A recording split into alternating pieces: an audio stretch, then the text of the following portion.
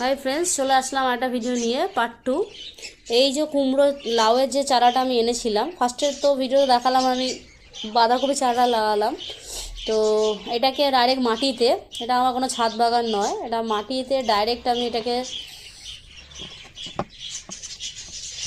পুঁতে দেবো আজকে।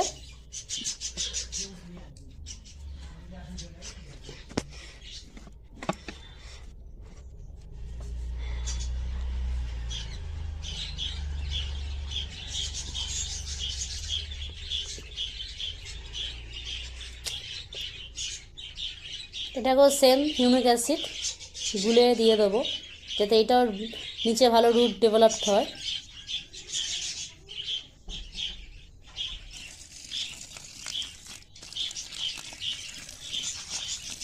বলতে পারো এটাকে রুটের টনিক।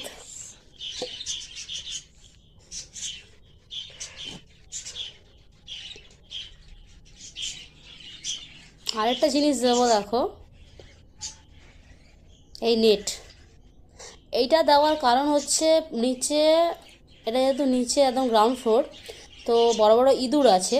বড় ইঁদুর এসে কী করে, গাছগুলোকে ছিঁড়ে ফেলে বা উপড়ে দেয়। তো এই নেটটা দেওয়ার জন্য আর হবে না। Thank you.